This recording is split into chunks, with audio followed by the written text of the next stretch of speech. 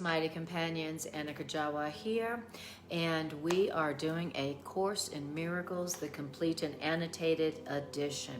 On Wednesdays, I do this edition, the latest edition of A Course in Miracles, called the Complete and Annotated Edition. And what's different about this edition of A Course in Miracles is the 45,000 words that were left out of the first two editions of A Course in Miracles are included in this edition, with also Robert Perry's notations and lots of other good stuff that came to and through the scribe Helen Schuckman and her scribing partner William Thetford. So I wanted to teach this edition because there's so much that was left out of the first two editions that I really wanted to learn it. And so I started at chapter 1, section 1. And today we are in chapter 6, 3 or plus years later. We are in chapter 6 and in section 6. So in the section that we're going to be reading from today is called the Call to Awake. So that's what we're going to be talking about. So thank you for joining this healing circle. Whenever we join to hear these ideas that are healing, we are co-creating a healing circle that serves to allow ourselves to be healed in a very safe place, and also enables these ideas to move through us and out into the world that really needs the light and needs some love. So thanks for joining this healing circle. Wonderful. So again, we are in chapter 6, section 6, and I'm going to give you an overview of the first two paragraphs, which we did last week, and then we'll pick up where we left off on paragraph 3 from last week. And if you want to see part 1 of this particular section, then all you got to do is go to my YouTube channel, Anna Kujawa, and it will have the date on it, and it will say the Call to Awake part 1. So wonderful. Okay, so the Call to Awake. For I'll say, Greg, would you open the door a little bit? It's a little too hot. I got the fire going behind me, and I'm whoo-wee. Okay, I mean, it's heating up already. My goodness. Okay, so this section tells the story. Oops, I got to plug my phone in. Wonderful. No, that's okay. Great, thank you. All right. We are plugged in, and let's see where we are at. All right, here we go. Okay. All right, so this section tells the story of how the separation or the detour into fear happened. In this section, it's reminding us that there was a time before the ego, before we developed the belief that we were separate, that we were sinful, that we were guilty, that we were mortal, fallible, and full of sin. Before the ego, before the separation, we had certainty, meaning we knew who we are, who we were as created by love. We had certainty of our identity as love, as the creation of love. We had certainty of our truth, our worth, our value, our identity as love, our identity as an immortal spirit, a guiltless, deathless, timeless, immortal spirit. We had that kind of certainty before we fell asleep. The Course in Miracles talks about how we fell asleep. We have a lot of our sacred scriptures also talk about a deep sleep fell upon Adam. Course in Miracles refers to that as well. The Course in Miracles calls it the separation or the detour into fear. So for this section, we're going to think of it as before we fell asleep and dreamed the dream of separation and sin and guilt and death and lack and loss, we knew, we had certainty of who and what we are. Now, once that happened and we lost the certainty that we once had, well, Spirit goes, okay, fine, we're going to make the best of it. So now Spirit builds into us, our Creator gives to us ability to remember, the ability to wake up, the ability to be certain again. So now we have built in with us this ability that we can develop. Okay, so even though we fell asleep and forgot everything we knew once upon a time, it's all right. We have the ability to remember, the ability to wake up, the ability to learn, and this ability that's built in, we can develop. We can develop our abilities. And in the first 2 paragraphs, it says that you also have a built-in guide by which to develop your abilities, to develop your ability to learn and to remember and to wake back up to who and what you are. So even if you have forgotten the good, the beautiful, and the holy, and the powerful, and the creative, and the guiltless that you are, even if you have forgotten the love and the power and the worth that you are, you do have the ability to remember that and to develop the ability to remember, and you have a guide who will help you to develop your abilities to remember and to awaken. Beautiful. And that's what it was saying in the first 2 paragraphs. So, wonderful. It also said that even though you have this built-in guide who's there to help you develop your ability to remember who you are, you have no commander except yourself. So you have a guide who will help you to develop your abilities to remember, to accept the truth about yourself, your beauty, worth, and power. But nobody's going to make you do it except for you. Why? Because it's going to go on to talk about how God, our Creator, does not command or demand. Our spirit, our teacher, our guide, our built-in guide, who's there to help us to develop our abilities, does not demand or command, because it is all about 100% equality. So, and also, let's see, there was one other thing I wanted to say. Oh, yes, beautiful.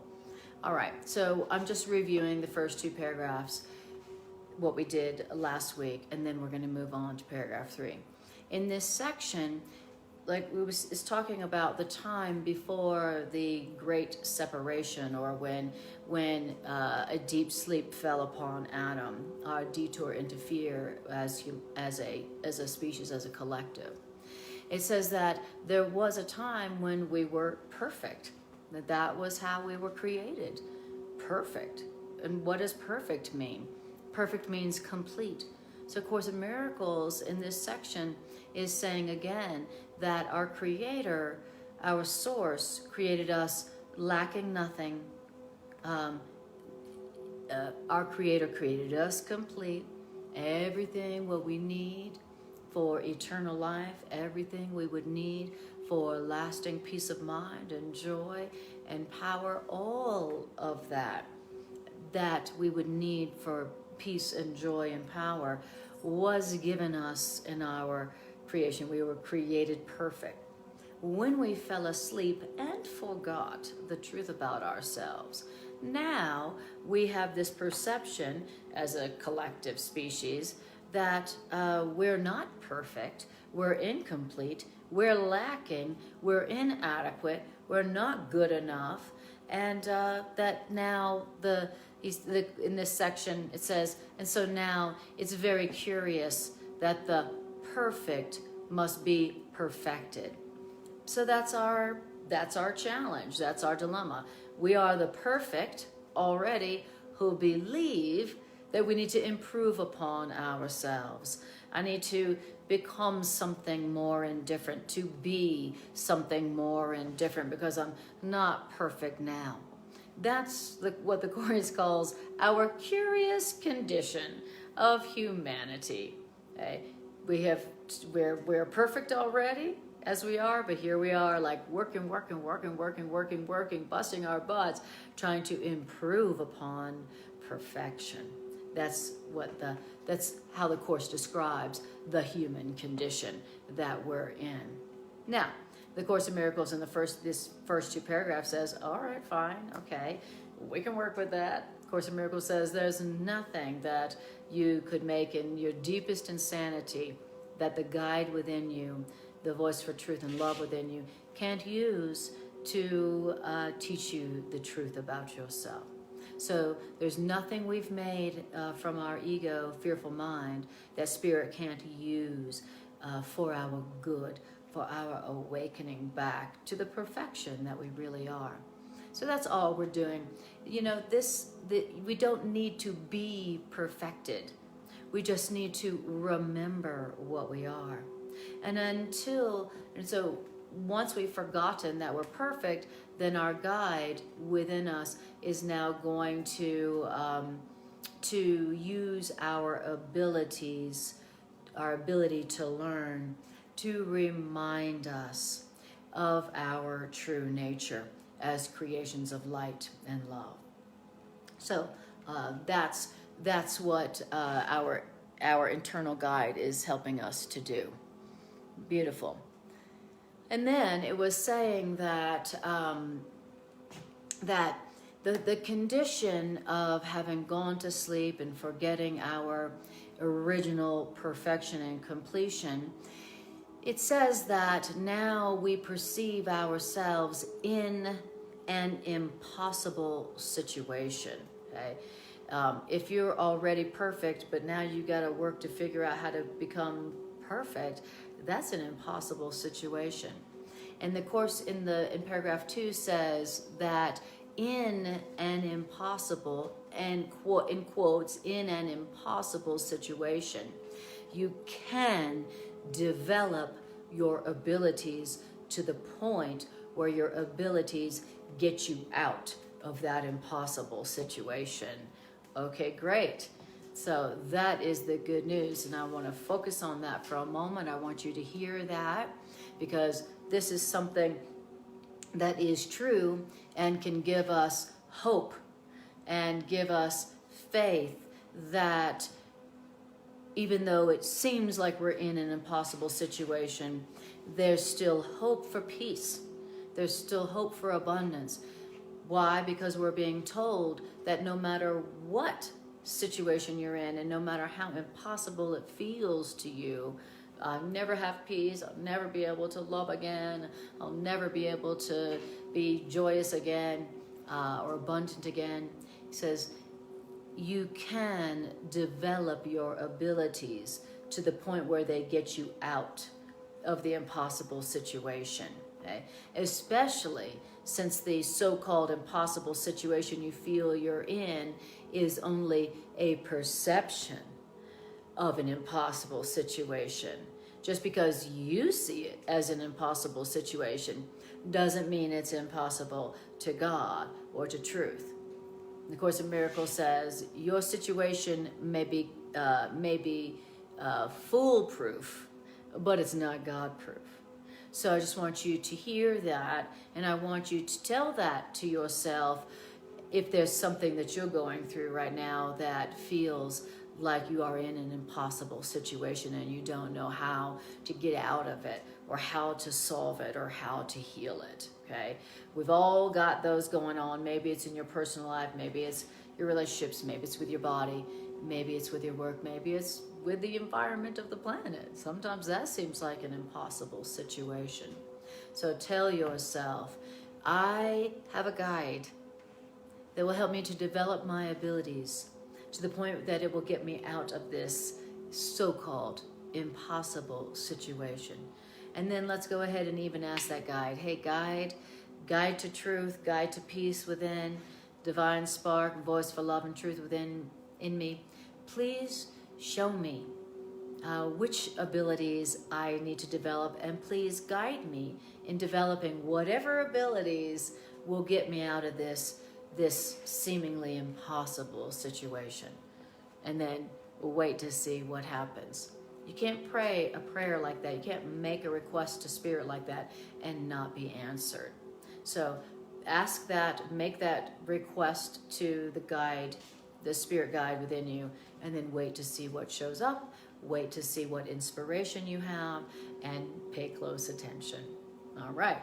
Now, it says, it says you have a guide how to develop these abilities, but you have no commander except yourself, which leaves you in charge of your reality with both a guide to find your peace, a guide to find your way out, and a means to keep your freedom once you get out of that impossible situation.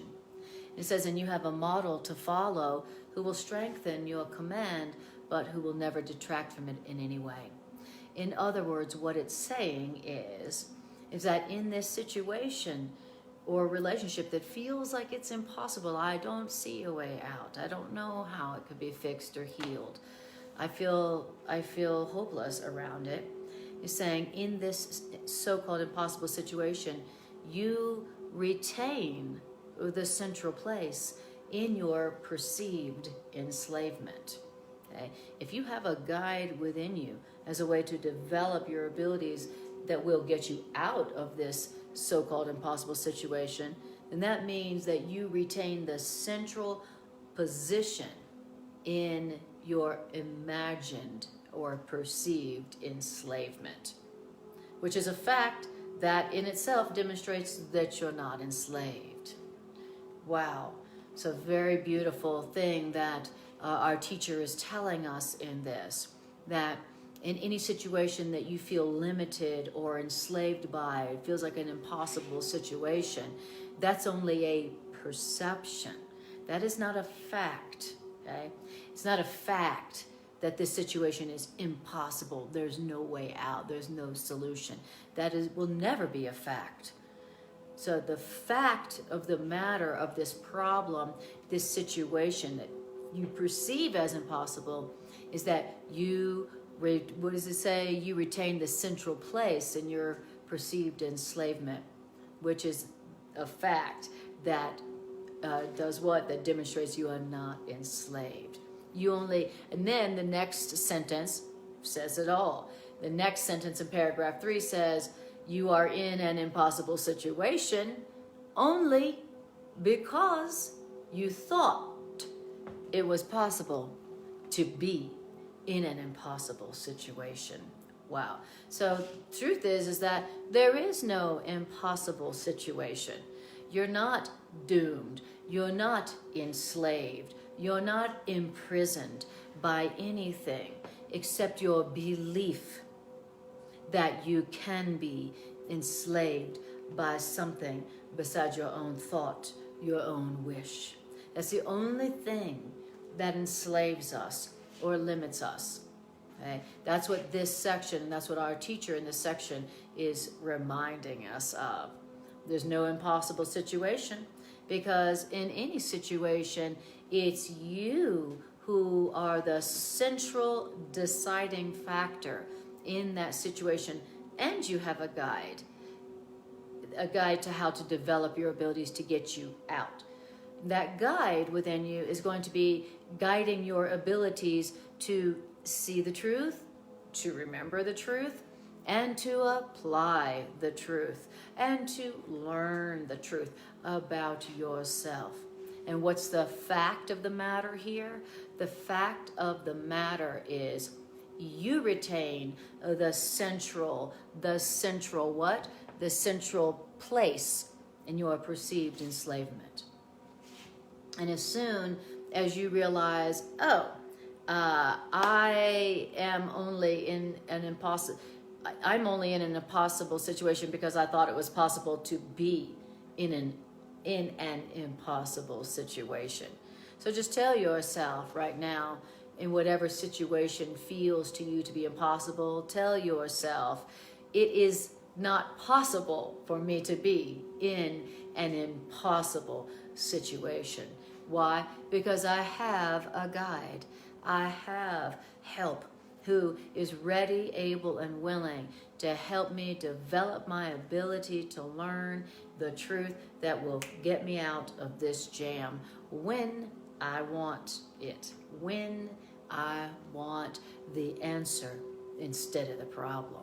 So when you want the answer instead of the problem, and you're willing to turn to your guide, your higher self for it, then there's no problem that won't be solved. You'll be focusing on the answer instead of focusing on the problem. And then you'll be focusing on the problem. I mean, the answer instead of the problem. Thank you. Exactly. These are the things that, even though we don't believe them, we want to tell ourselves when we're experiencing what feels like an impossible situation that we're in. You know, doesn't it feel good to hear you can't be in an impossible situation? That's not possible.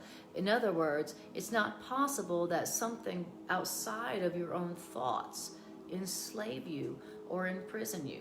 That's what A Course in Miracles is telling us through the entire curriculum, that our mind is that which has power, not the things and the people and the problems outside of us and in the world. What is the true source of power in your experience is your thoughts, your choices, your decisions. And if your thoughts and your choices and your decisions are aligned with the truth of the spirit within you that came from our one source, then your thoughts will have all power over whatever is not lasting, whatever is not of love, whatever is not of peace, aka the problems of the world. So that's the good news there. The Course in Miracles is nothing but good news, good news, good news, good news. It's just the good news every time. The good news that you're not enslaved, you're not really imprisoned. It's impossible for you to be in an impossible situation. You have a guide who's there to help you develop your abilities. You can develop your abilities to the point where they get you out of any situation that seems impossible. It's all good news. It's every sentence is reminding us you're not really a slave. You're not really imprisoned. You're not even limited. You're really actually free. And the only reason you don't feel it is because you think it's possible that you be bound by something outside of you. Awesome. Beautiful. Hi, Carol. Hi, Bridget. Hi, Carla. Lovely to see you, ladies. Appreciate you. All right.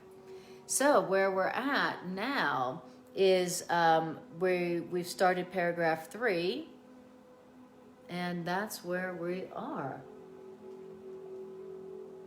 We're in chapter 6, section 6, the Call to Awaken, paragraph 3, and we are in the annotated edition of A Course in Miracles. All right, it says this, big beginning of paragraph 3, you are in an impossible situation only because you thought it was possible to be in an impossible situation.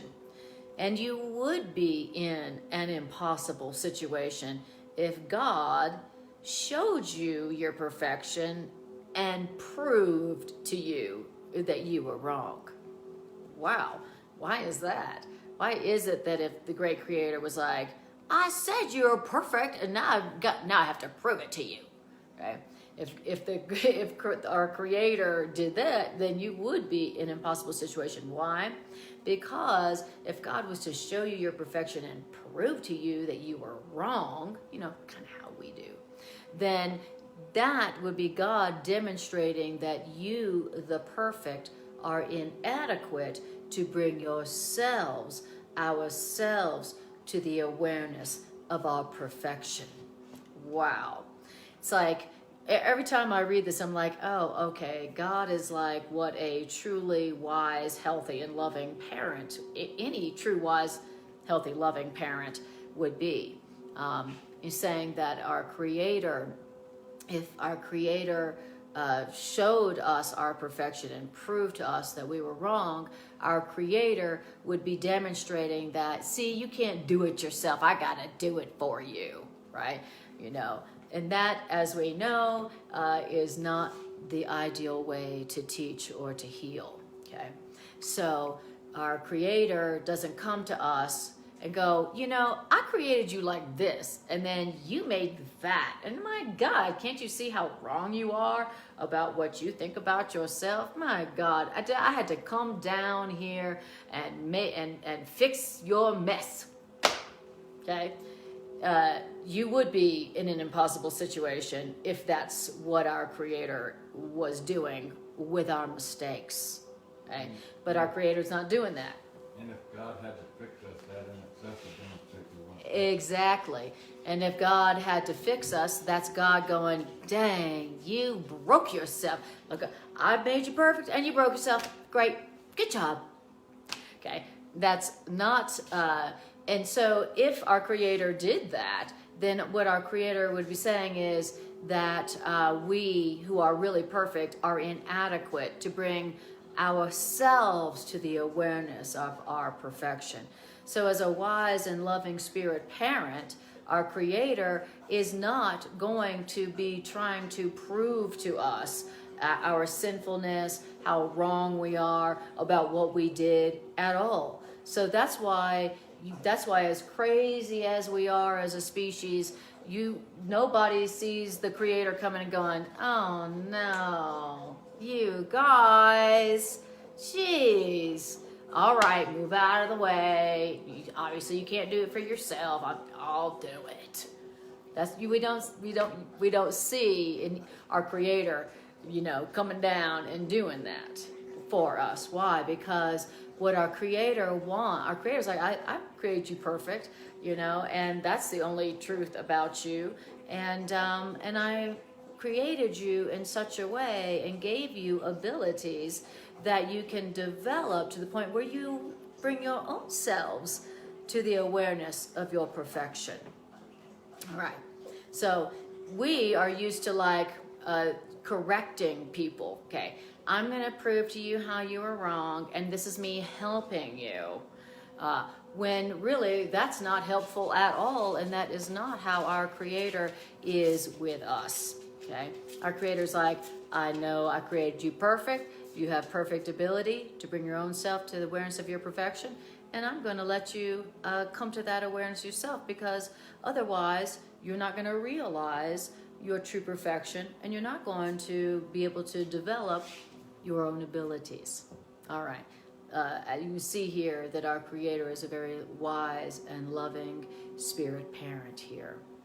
Beautiful. Now, then it says, basically, if our Creator came and proved to us that we were wrong, and then showed us our perfection and proved to us that we were wrong, it says that our Creator would be really demonstrating or siding with our belief that those who have everything, us, need help and are therefore helpless. So just like if a parent did that to their child, that's the way the parent was teaching the child, what the child would end up feeling is helpless, and they need help and they can't do it for themselves. So the wise and loving parent acknowledges, well, I know you can do it. You're my kid, I know that you're perfect. I know you have it all. You have everything. I know you have exactly what you need right now. And so I'm not going to do it for you. I'm just going to see you and remember for you that you're perfect. You have everything. You have my full faith. I know you have it all. I know you're perfect. So I'm just going to love you. I'm not going to sit here and prove to you you're wrong, you don't know what you're doing, and move out of the way. Now I have to do it for you.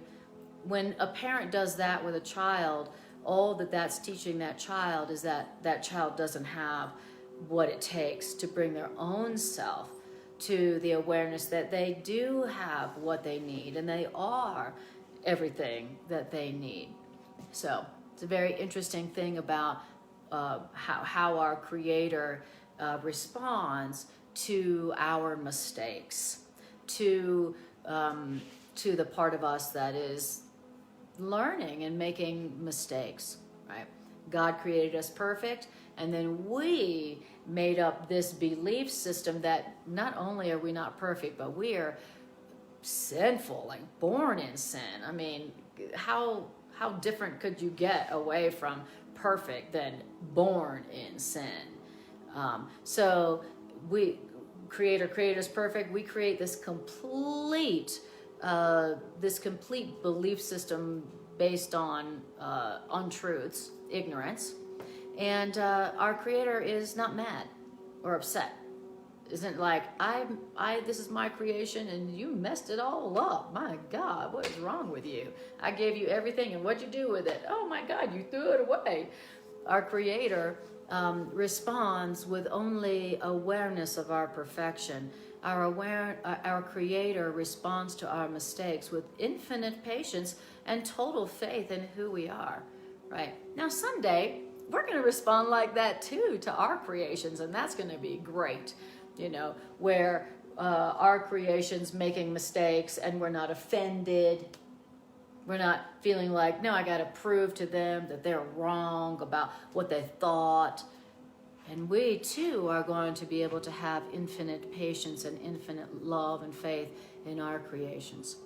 So I just wanted you to hear that because it's so, again, that's good news, good news. Now, we've all heard from our religious texts, whatever religion we came up through or no religion, we've all heard that the great creator is offended by our mistakes and is coming down to prove to us that we were wrong, and and so a lot of what we've learned about God from our various different religious teachings is the opposite of what A Course in Miracles teaches about God. So just know that even though the Course in Miracles is using those religious terminology that you may have heard from your religious spiritual texts, like God, Holy Spirit, faith, things like that, the truth is that the way A Course in Miracles describes God is basically the exact opposite.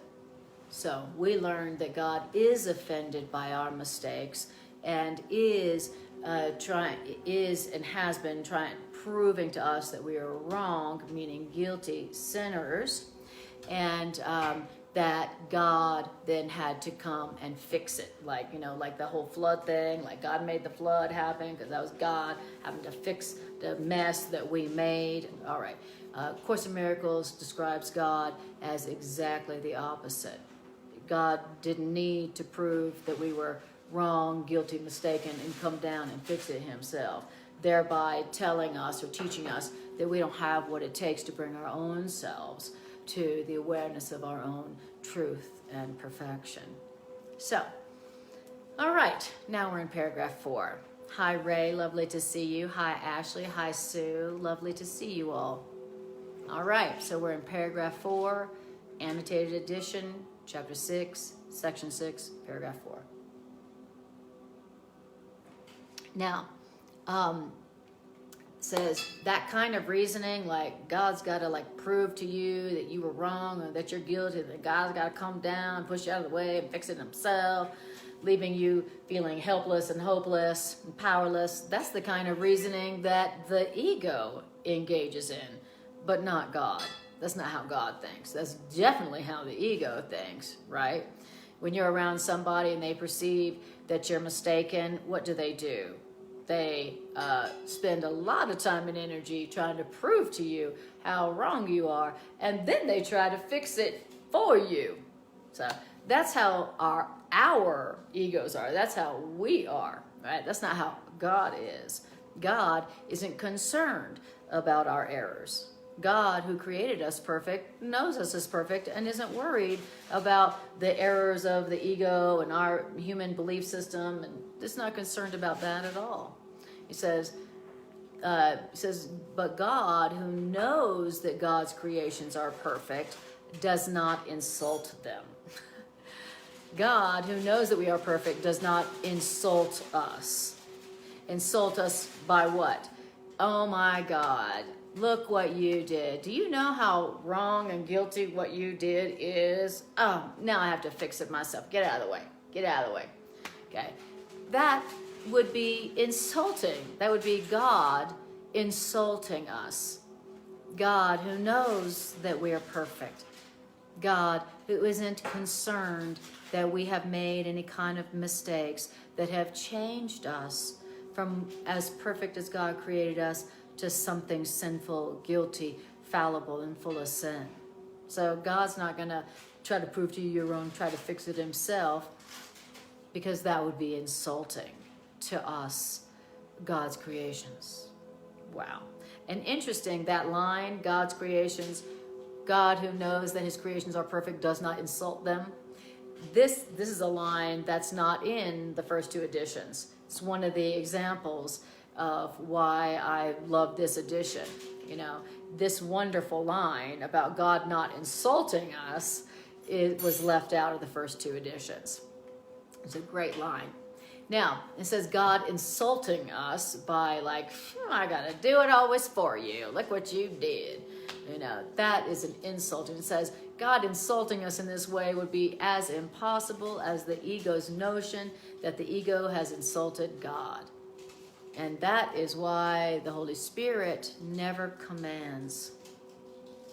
Why is it that that guide that we heard about, that we have within us, who's there to help us develop our abilities to the point that when it gets us out of the bad situation, this guide, the Spirit, never commands, because to command is to assume inequality. So this guide we have within us, who is the voice of God, who's like God, who speaks for God. So just like God isn't going to insult us by showing us how we did it wrong and then doing it for us, leaving us to not realize we can do it ourselves, this voice never commands us. It never says, you better do this, you gotta do that. So God, and the voice for God, and the guide that God has given us never commands. It's not insulting. To command somebody is insulting. It's an insult to somebody when somebody's commanding you. You need to do it this way. You gotta do it this way. What is that really saying to people? It's saying you can't do it yourself. You don't know enough to bring your own self to awareness. You have to do it this way. You got to do it my way. What an insult. God doesn't insult us like that. And the voice for God within us, who is our guide, doesn't insult us like that either. Okay? Because to command someone is to assume inequality.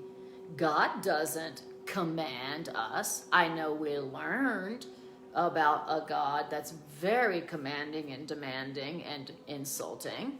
But of course, in Miracles, it reveals a different experience of God, and also a different truth about the Spirit within, that neither God nor the guide God gave us is commanding us, because it doesn't insult us, because it recognizes that we're perfect, and it recognizes that we don't even need anything to be already perfect. So nothing needs to be done. Okay? That's what our Creator knows about us. That's how our Creator relates to us. And it's also how the Creator's voice within us also guides and teaches us. I love that.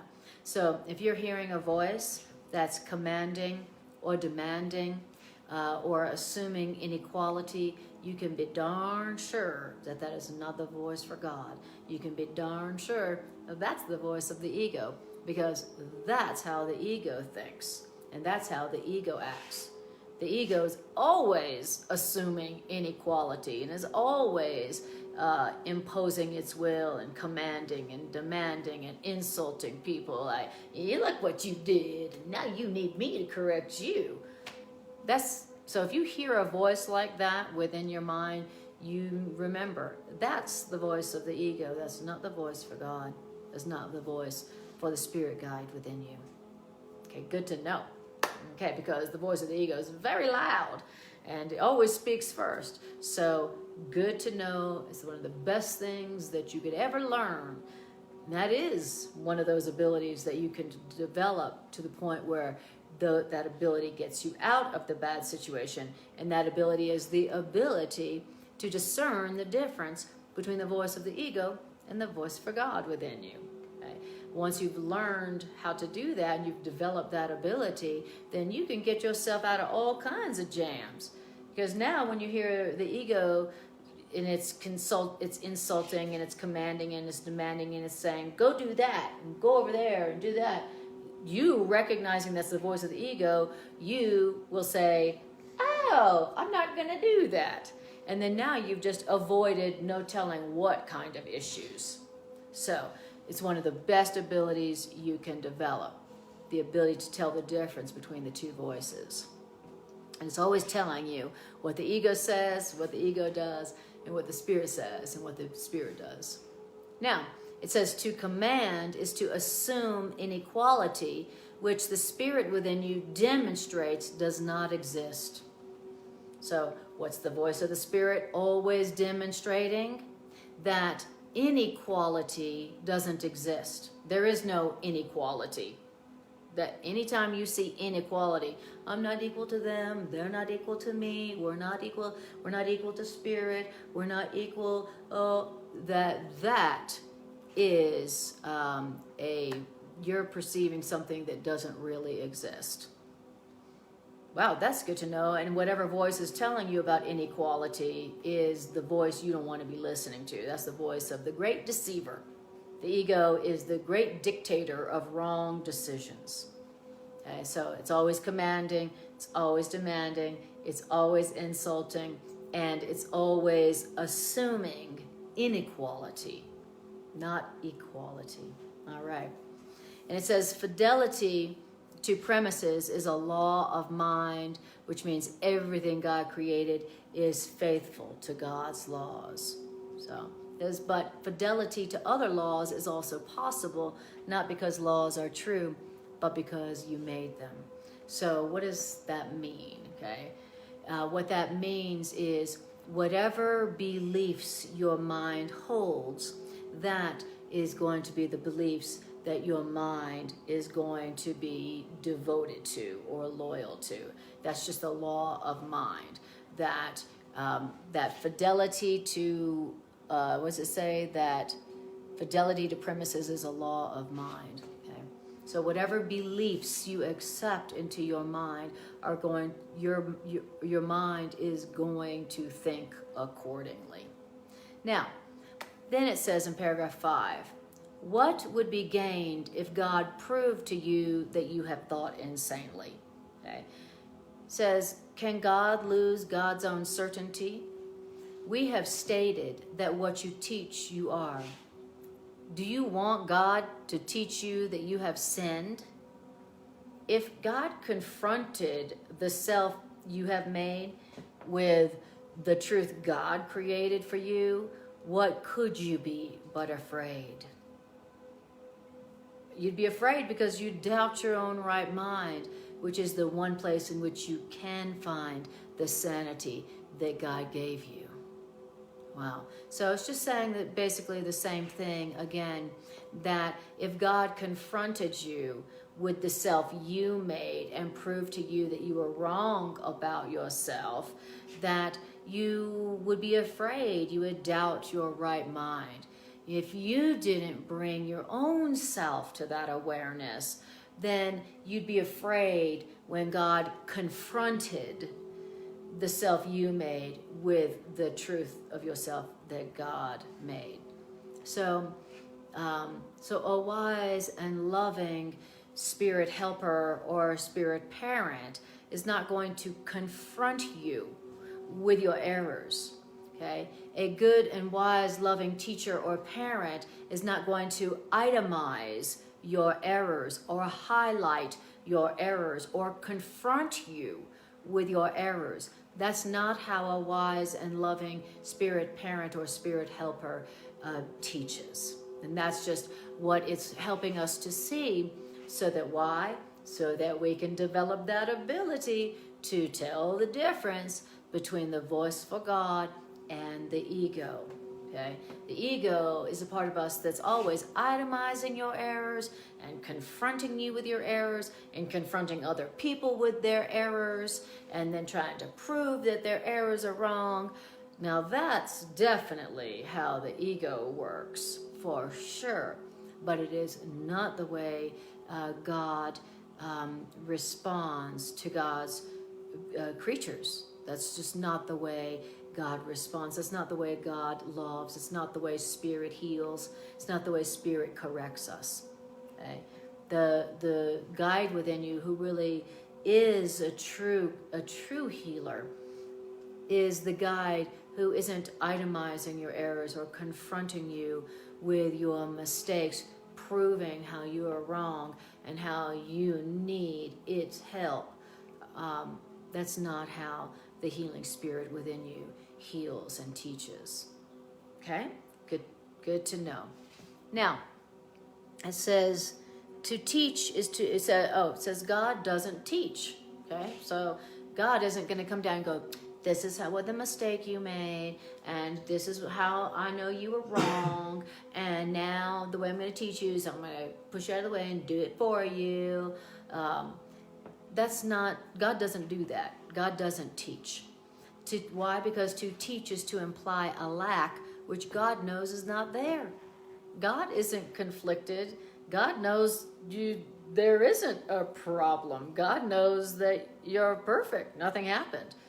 God knows that just because you made a mistake and made up a self a guilty self that isn't real, that'll make it true. God isn't concerned. God isn't conflicted that you made up a self that isn't real, that isn't true. God isn't concerned. He's not conflicted, and so he doesn't feel the need to come teach you anything. God doesn't need to come prove to you that you are wrong and then fix it for you. Okay. Sounds like God's confident in what God created. Yeah, God is 100% confident in what God created, and so he's not freaking out that you made up a self that isn't true. And the self that we made up that isn't true is the guilty self, the separated self. I'm separate from you. We're separate from God. What'd you say? Vulnerable. Yeah, vulnerable. We made up a vulnerable self. We made up a physical self that's limited. Non-eternal. A non-eternal self. We made up a self that is not as we were created. So, and the self that we made up for ourselves, the fake self concept we made up based on the body and guilt and separation, absolutely in no way, shape, or form affects our true self at all. And that's why God isn't concerned or conflicted. God's like, it's just, it's not whatever my child or creation has made in no way, shape, or form is affecting my child as I created them. So, so I'm just going to love them. And I'm going to extend to them my infinite love and my infinite patience, knowing that that is what will enable them to bring their own selves back to the awareness of who and what they were created to be. It's like it's like we created a magic trick and performed it in front of God, but he wasn't fooled at all. Exactly. Greg says it's like we created a magic trick and that we performed it in front of God, and God wasn't fooled at all. God's like, oh, that's nice. Oh, isn't that cute? All right, that's wonderful. Did you know I love you?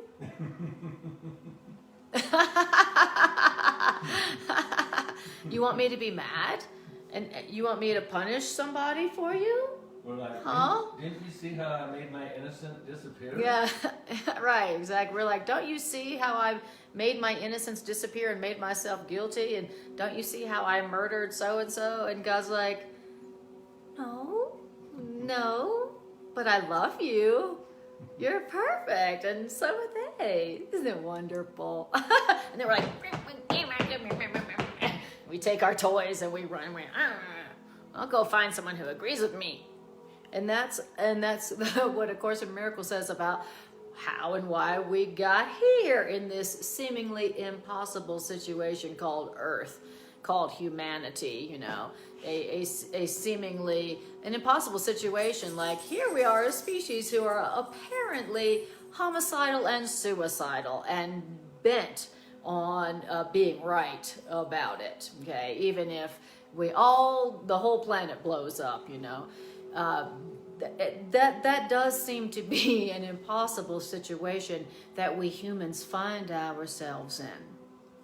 And even as impossible as that seems, our Creator is not concerned. Wait a minute, are you saying God isn't concerned about global warming and climate catastrophe? Like, what? You know, and basically it's saying, yeah, you know, God isn't concerned about whatever the mistakes that we have made, even the seemingly impossible situation that we find ourselves in, that we are like, how are we going to get out of this jam? You know, how are we going to get out of this jam, even while all the world leaders are like, let's have a nuclear war, let's have nuclear weapons, yeah, let's like pretend we're going to do that. You know, and a seemingly impossible situation. But it's saying here that our Creator is not concerned or conflicted at all, because our Creator knows that what our Creator created us to be is perfect, which means cannot be murdered, cannot be killed, cannot die, cannot be affected by one bit anything that the crazy, insane ego comes up with, like, let's have nuclear war on this small planet and kill us all. Yeah, great idea.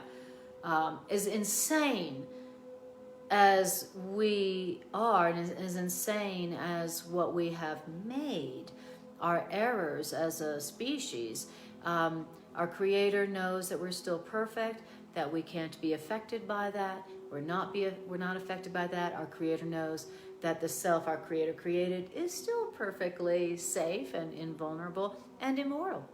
So, good news again. My God, I really needed to hear this after some of the news I heard today. Whew.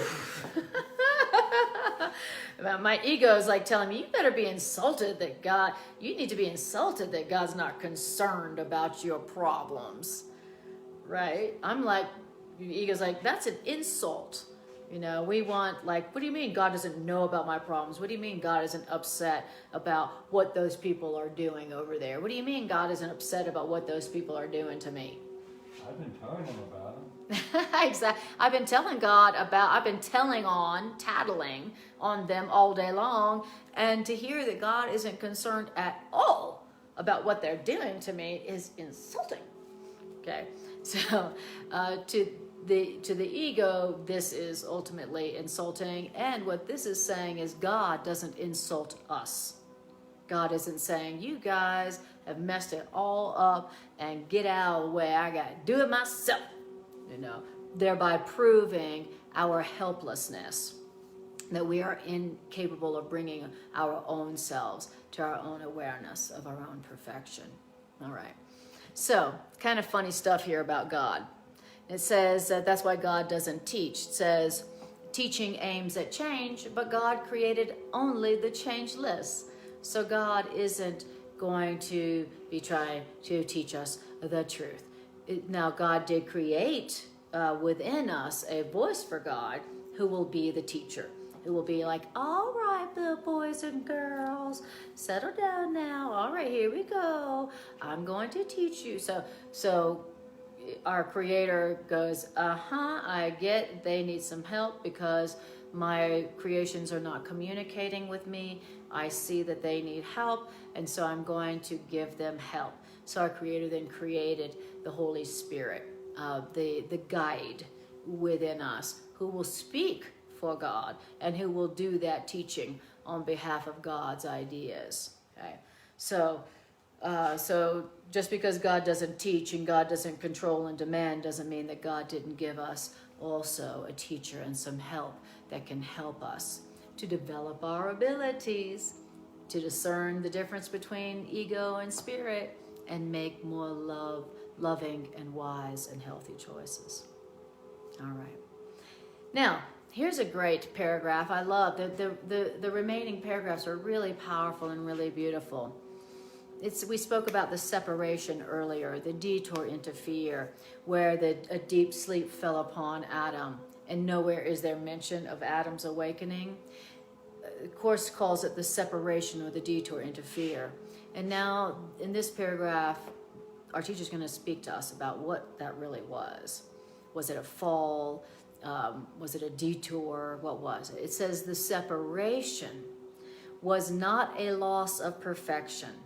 Okay? When we did that detour into fear, we didn't lose one iota of our perfection. It wasn't like we were perfect and then we fell and now we're not perfect. We're broken. We're guilty. We're sinful. The separation was not a loss of perfection.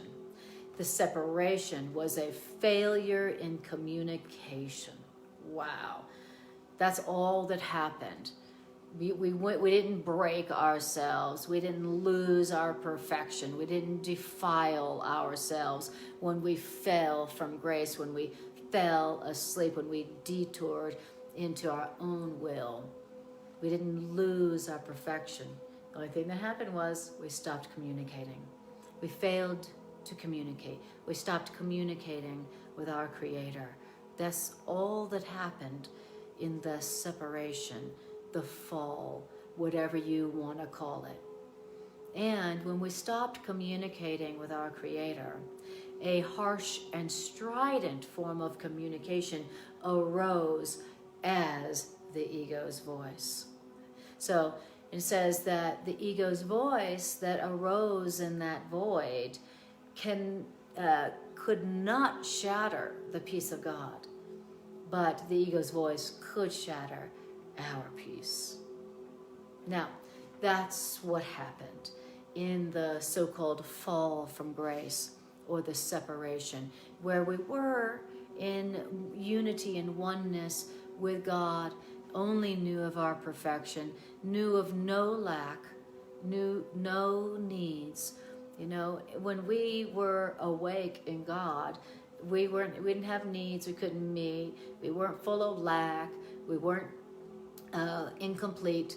We were just in the heaven and the bliss of unity with our source. Now, You have to pray for nothing. yeah, we weren't like, oh, I'm going to pay my rent. Oh, I need to improve upon myself. Oh, if only I could get someone to love me. If only I could get some of this. I need some of this, and I need some of that, and how am I going to get myself some of this? And now I need to go work for 50 years to get some of this. You know, oh, if only I felt adequate. You know, there was a time, I mean, none of us can remember this time, but this is what we are awakening to. And this is what our Creator is always calling us to awaken to. Remember when we were together in oneness and bliss, and there was no needs and no lack and no fear and no loss. Remember those times? They were really amazing. Come on, remember, a call to awake. The call to awake that is coming from our Creator and coming from our Creator's voice within us, calling us to wake back up to our natural state, our state of grace, where we're one with our source and we are experiencing our perfection, which means our completion, no needs, no lacks. The call to awaken. And the call to awaken is also the call to come back into communication. You know, how do you wake up and remember your Creator, and that your Creator, which is a state of mind, a state of grace, of no need and no lack? You re-engage in communication. If the fall from grace and the separation and the detour into fear was a failure of communication, not a loss of perfection, then the returning back to that unity of consciousness, then obviously, then it's the reverse. The return back into that unity consciousness is going to be the opposite of a failure of communication. It's where we return back into communication. We hear our Creator calling us, and instead of ignoring it again, we go, I hear you. I hear you. You know me. I know you. Communication. They return back into communication. So that's how we return back to our natural state, our state of grace, the state of unity consciousness with our loving source, who created us perfect, meaning who gave us everything so that we have no needs or lack ever. Okay. Communication. So it's like when I read that, I'm like, oh yeah, I want to remember to communicate more with my Creator. Duh. It's like, you mean I can communicate with my Creator? I thought that was only for like special people, like saints and prophets and I don't know, special people. God doesn't really talk to people anymore. I mean, he did like thousands of years ago, right? Like all the Bible folk, he talked to them. But he doesn't really talk to people anymore, right?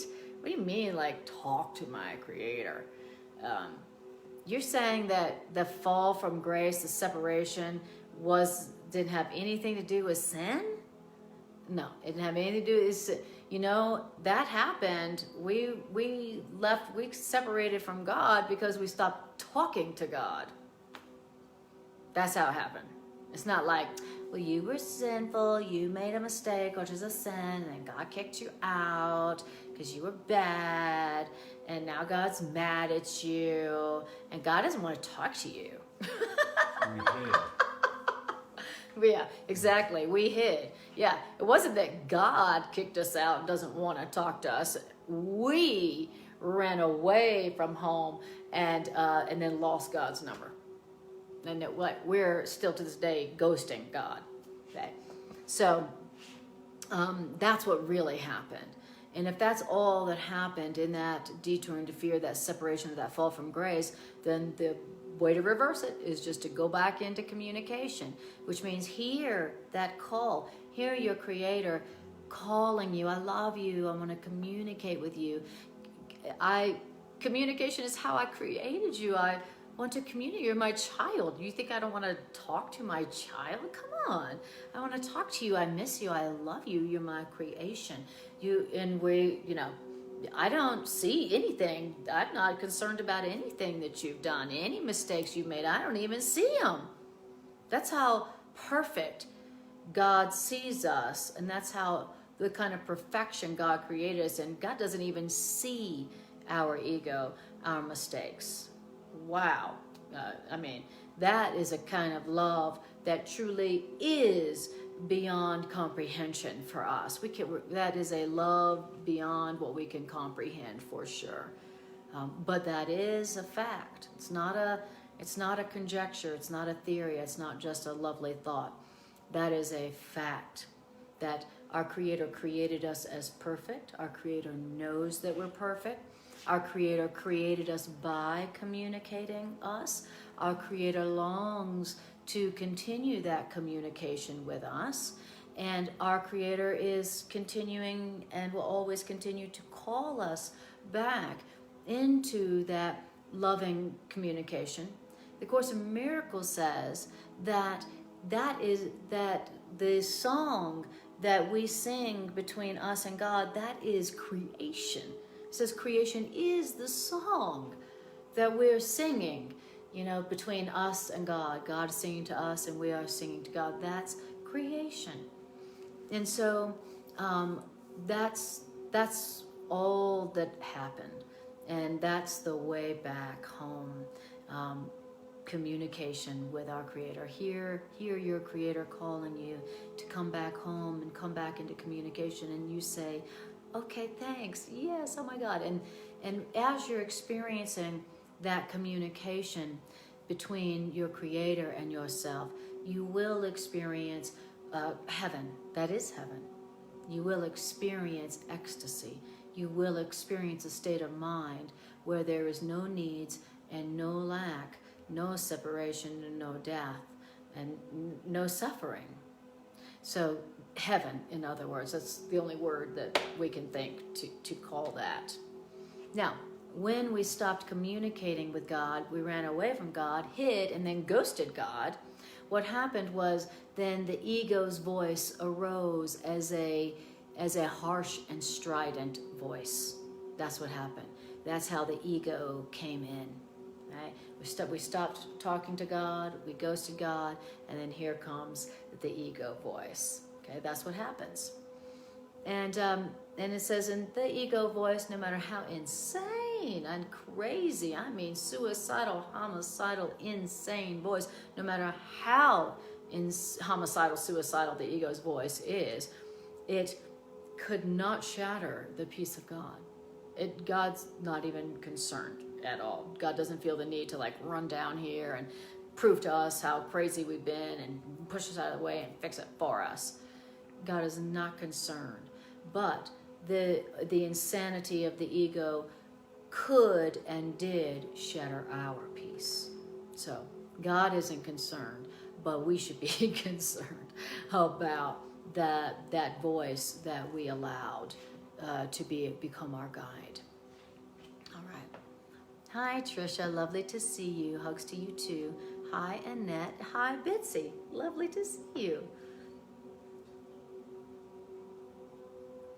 All right. So I love that. The separation was not a loss of perfection. The separation was just a failure in communication. That's all. And then the ego arose in the absence of that communication between us and our Creator. So, what's it gonna take to come back into communication with your Creator? What is it that helps you to have that communication? Is it just initiating that communication? Hi, God. Remember me? I'm your prodigal daughter, remember? Or is it going, remember me? Sorry. I sure am glad you're have infinite patience. And you can't have two conversations at once. You have to give Yes, that's right. That's right. Greg says you can't have two conversations at once. You can only have conversation with your Creator and or your ego.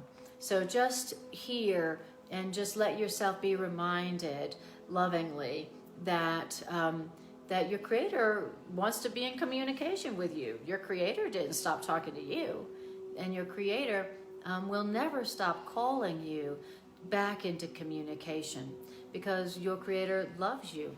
And so and you don't need to do anything. You don't have to change yourself in any way.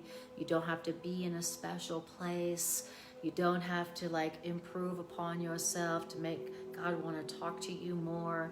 There's no conditions on that. There's no conditions on your loving relationship with your source and your Creator. Your Creator doesn't need you to change. Your Creator only sees you as perfect. So all your Creator is waiting for is you to say, hi,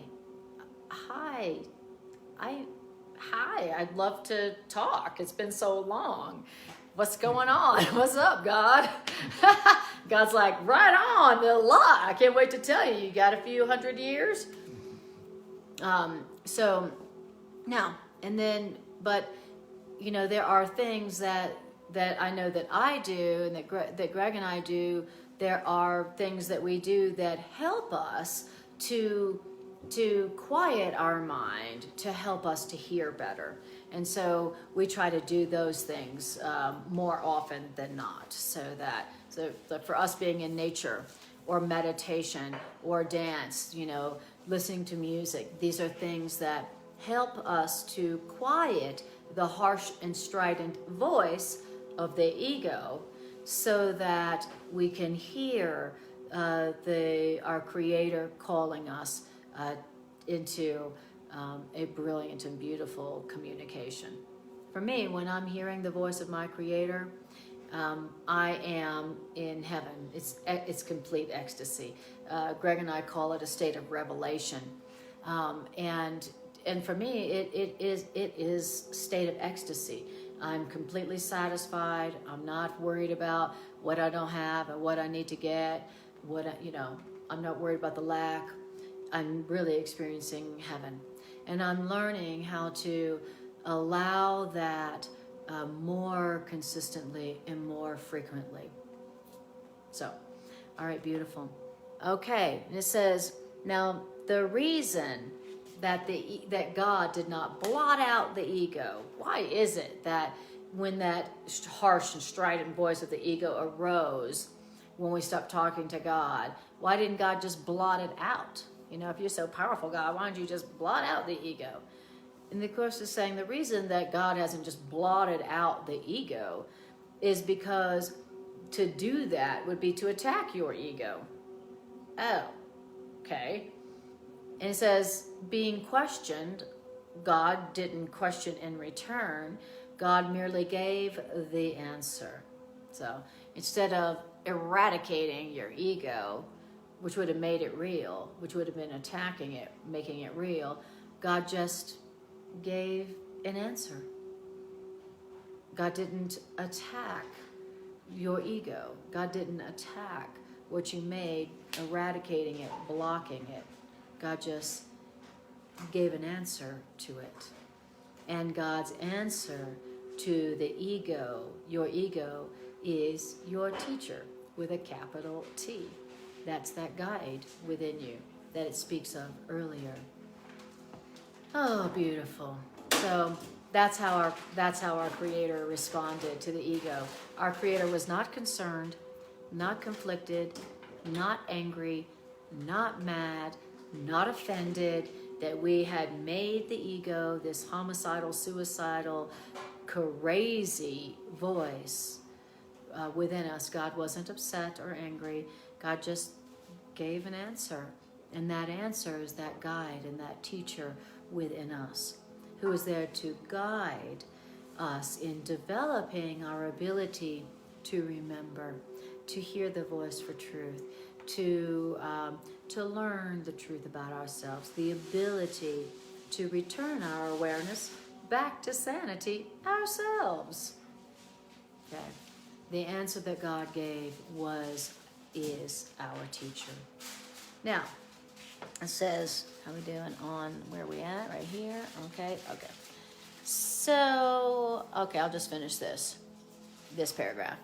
So, this teacher, and it says, like any good teacher, our teacher and this guide within us does know more now than we do, but this guide within us teaches only to make us equals. So that's all this guide within us, this teacher within us that our Creator gave to us in answer to the ego. It's just a guide and a teacher who's always just reminding us that we're equal. Remember that we're equal. Just remember that we're equal, that you're entitled to love and peace just like they are, and they're entitled to love and peace and miracles and loving correction just like you are, and all that I have, you have, and all that God has given to you. We're all equal. We all have the same love. We all have the same ability to develop ourselves to the point where we get ourselves out of a jam. Okay? So when you're hearing the voice of this guide and this teacher, you'll know it because it's going to be reminding you that we are equals, that we are equals with it and equals with God and equals with each other and equals with all of creation. We all are equally loved. We are all equally entitled to forgiveness and correction and healing. We are all equally innocent. We're also all equally mistaken if we're here. And we're equal. We're equally entitled. We're equally loved.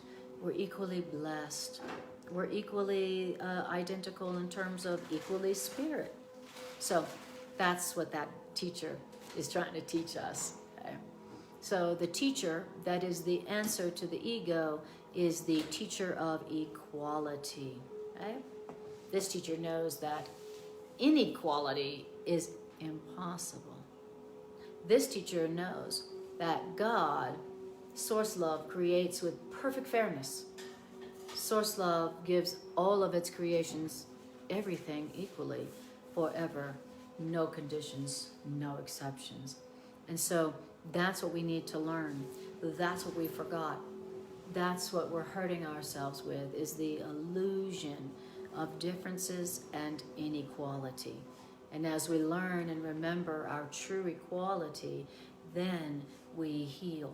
Then we stop going to war with each other and within ourselves. All right. Tricia says, it's raining so hard here. Yeah, it was raining here today too. Me and Greg were out hiking in the rain today, and oh, it was so healing. All right. Hi, Demi. Lovely to see you. All right. So great. It says,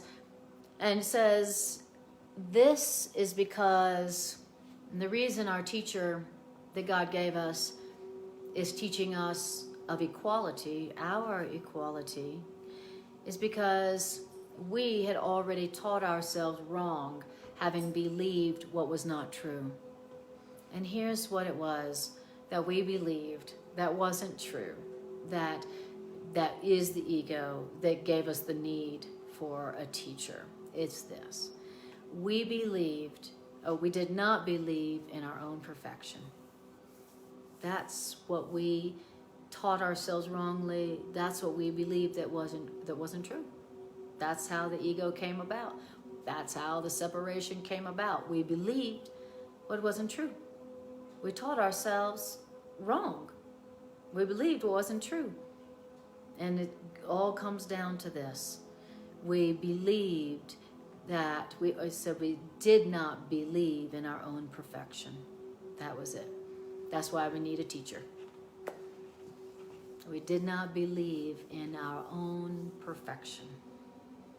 And that's where the belief in sin came from, and that's where the belief in differences came from, and that's where the desire for war came in, and that's where sickness comes in, and that's where enslavement comes in, and that's where death comes from.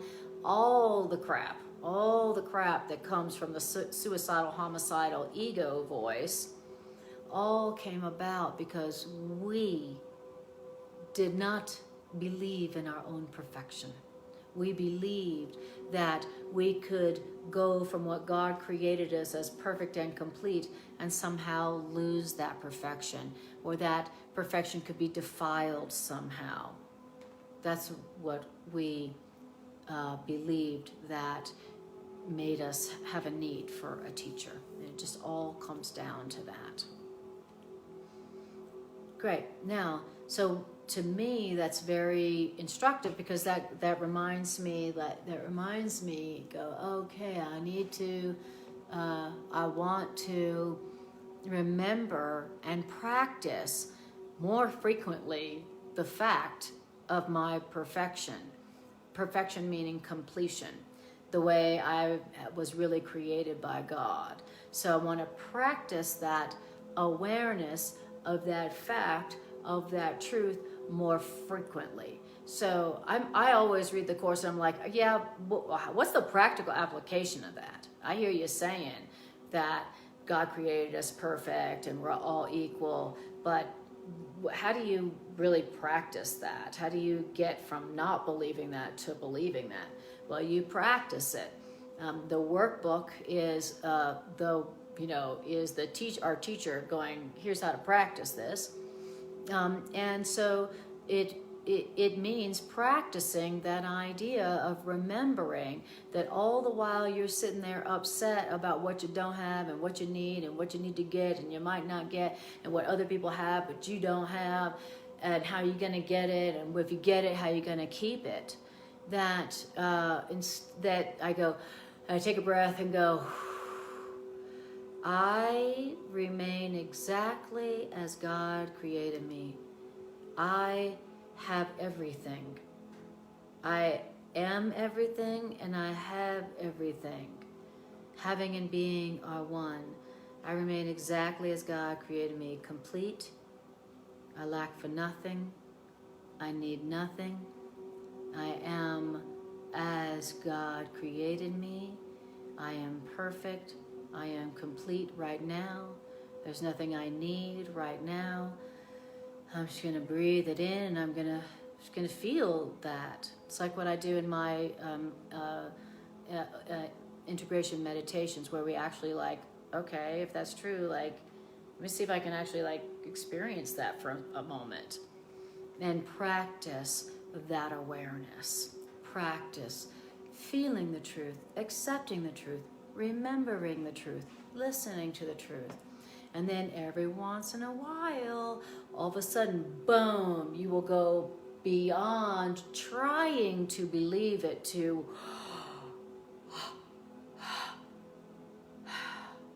a revelation of unspeakable love, a revelation of your own completion and perfection. It won't last long, but it'll be enough to make you want. It'll give you enough experience of it to go, that is true, and I want to remember that now forever, not just, every once in a while, on, when I'm on vacation. So we want to practice that awareness, just like we also want to practice being in communication and communicating with our Creator. Okay, we all learn so poorly. We all learn so poorly about, your Creator. I don't even know where He's nowhere around where you are.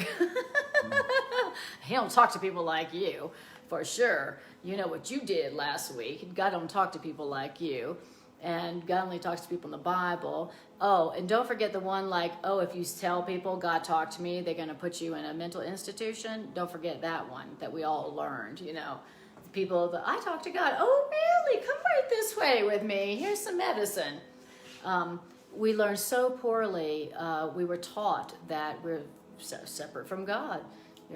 God don't know you. God, God's mad at you. God don't want to talk to you. God's judging you. God lives somewhere else besides wherever you live. All those things that we just learned so poorly about our Creator and the relationship we are in with our Source, and the relationship we're in with all of creation as equals. Okay?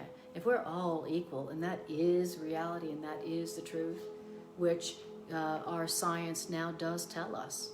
Our quantum physics now tells us there is no separation. We really are equally connected. We all, with everything, with the trees, with each other, with the clouds, everyone all over the earth. We really are equals. Now, if that is true, as even our science now tells us, then that means that you can communicate with anyone and anything, anywhere, anytime. And including God, including Source. And it only as we develop our ability to communicate with our Source and each other will we experience the reality of the perfection, the completion, the complete state of no lack, no need that we were created in and that we remain in. And that's heaven. That's heaven. Heaven isn't hanging out on the clouds and playing harps, okay? That's not what heaven is. Heaven is a state of no needs, no lack, where you experience your perfection all the time. All right, so that's what we're going for. All right, and that's what you will experience as you answer that call to communicate and to awaken. All right, so I am going to stop here for this class. I'm thrilled that you guys joined this healing circle, and as always, I appreciate you guys more than I can say. If I didn't have you guys to share with, then I wouldn't be able to remember it myself. I wouldn't be able to develop my own ability to remember the truth about myself like I am able to do with you guys. And so thank you for making that possible. I'm just going to do announcements really quick, and then we'll just do a 2-minute integration meditation maybe. And then we'll, go on back to being perfect and being equal. So announcements are, between Greg and I, we do 4 live streams with the Course in Miracles every week. On Sunday, we do what does the Course in Miracles have to say about relationships, how to heal them, how to allow them to be transformed and turned from hell into heaven. So we do that on Sundays here at Miracle Park. And on Mondays, I do Miracle Roulette, where we ask Spirit to decide for us what we read from A Course in Miracles, and then we let Spirit use the random number generator to choose that section. And then on Tuesdays, Greg does his class where he does a synthesis of Course in Miracles in the Bible. And then on Wednesdays, like today, we do the annotated edition of A Course in Miracles. So in all of those classes, 7 to 8:30 p.m. Mountain Standard Time. Okay, so there you go, 4 classes. As most of you know, I'm a holistic psychotherapist, and I have a psychotherapeutic niche called Miracle Psychotherapeutics, where I offer a psychotherapeutic support for people or couples or families who are going through some kind of challenge or transition, and they would like some support, but they want it from a Course in Miracles perspective. My purpose as a healer and a therapist is to connect you with your internal guide so that you no longer need me or any external guide. That's my purpose. And so and that's what A Course in Miracles purpose is as well. So the best way to reach me to schedule a Miracle Psychotherapeutic session with me is to find my phone number or to message me on Messenger or private message, or go to my website, ANNAKUJAWA.com, find my phone number and text me. Best way to reach me is always to text me, just so you know. And if you have sent me an email or called me and I haven't responded, it's truly nothing personal. It means I just didn't get it. So I'm so overwhelmed by phone calls and emails that I just miss some of them sometimes. So that's why I always tell people, text me. All right. Beautiful. Tricia says, it's so healing. And Tricia says, talking to God is easy. It's communication with humans. That's challenging. I love it. It's just very true. Exactly. God, communicating with God is easier than communicating with humans. Absolutely. Yeah. And because with God, it is telepathic. And God is never going to be like, I can't believe you believe that. It is so wrong. You don't know what you're talking about, and I'm going to prove it to you. Okay. God's not like that. We are like that in communication, and we call that communication with each other. That's not communication. That's something else. That's separation. That's a call to war. But the way that God communicates is the easiest and the most natural thing in the whole wide world. That's what Course in Miracles says.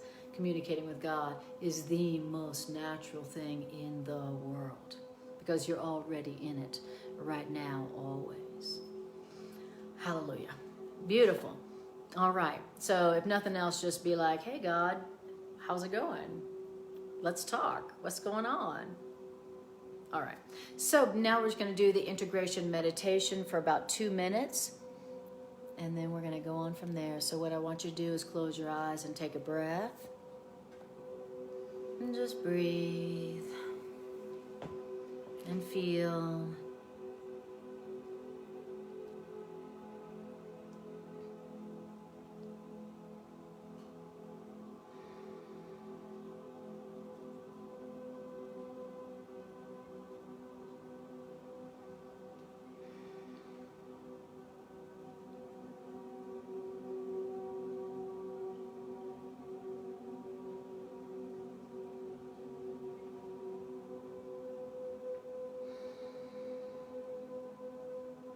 How does it feel to hear the ideas of A Course in Miracles? And to hear them not alone?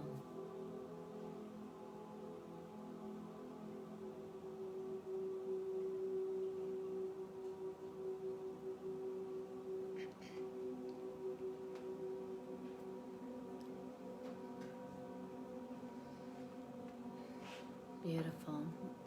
Now I want you to bring to your awareness a situation or a relationship right now that just feels impossible.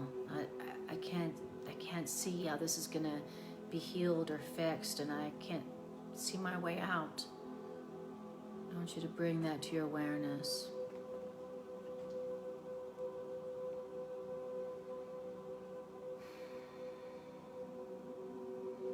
And now I want you to tell yourself,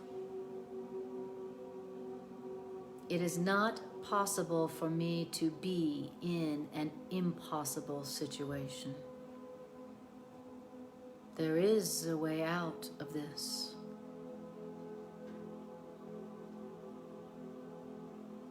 But not with me as the guide. Now I want you to tell yourself, I have a guide who can help me to develop my abilities to the point where they will get me out of this situation that feels so impossible. Just tell yourself the truth.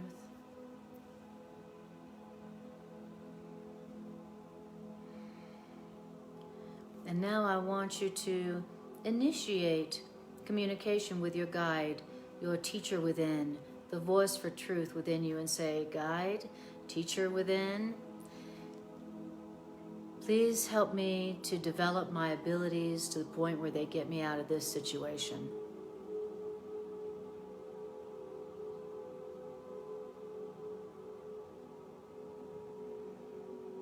What abilities do you want me to develop that will get me out of this? Show me, teach me, and thank you.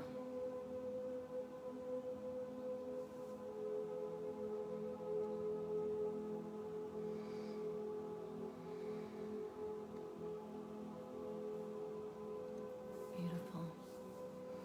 Now, still keeping this situation or relationship that has just been feeling quite impossible, hopeless, the situation you've been feeling helpless and hopeless in, I want you to tell yourself this about this situation. I want you to tell yourself, this problem, this situation where I feel hopeless or helpless, was not a loss of my perfection. That's not what's happening here. And this situation isn't happening because I'm inadequate or there's something wrong with me or I'm missing something. This problem, this issue, is not a loss of my perfection. This problem is just a failure to communicate. I stopped communicating with love. I stopped communicating with the voice of truth and spirit within me. I stopped communicating with my loving Creator. I stopped talking to my Creator. I stopped talking to my Creator. I stopped listening to my Creator. And as I stopped talking and communicating with my Creator, all I could hear was my ego's harsh and strident, commanding, demanding voice. And it frightened me. It made me feel hopeless and helpless.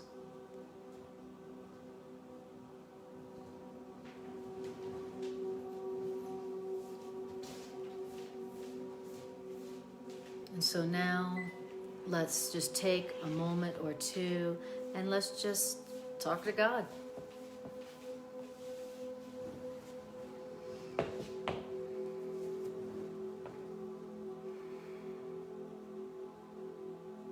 How would you initiate communication with your long-lost best friend?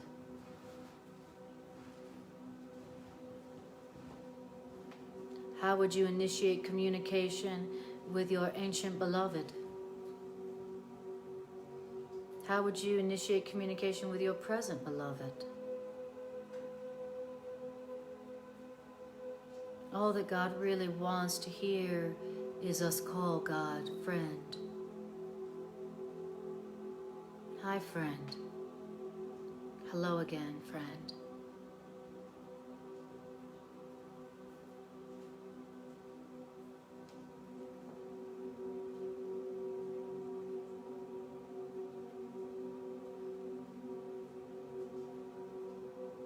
It's me, old friend. I miss you.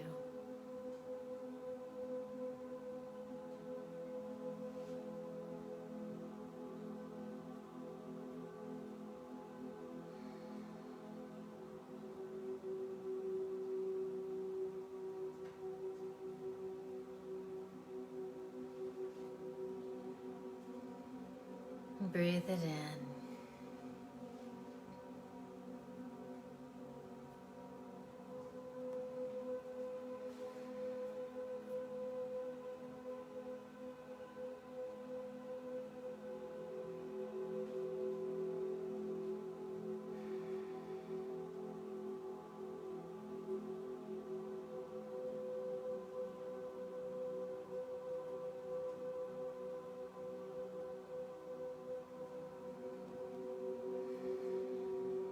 Beautiful. Good job. And you can do that anytime, anywhere, for free. No exceptions, no conditions. There's that workbook lesson that says something like I'm in communication with God all through the day. I hear God's voice all through the day, or it's saying God's voice speaks to me all through the day. So this is what we can be doing all day if we want. I love you and I appreciate you more than I can say. Go check out my YouTube channel if you want to see my all of my classes in a easy to watch, organized way. Go check out my YouTube channel. Also, if you'd like to support this Miracles ministry, going to my YouTube channel and just hitting like, share, and subscribe is a wonderful, easy, free way to support this ministry. And I appreciate you doing so. Thank you so much, and I will see you next time I see you.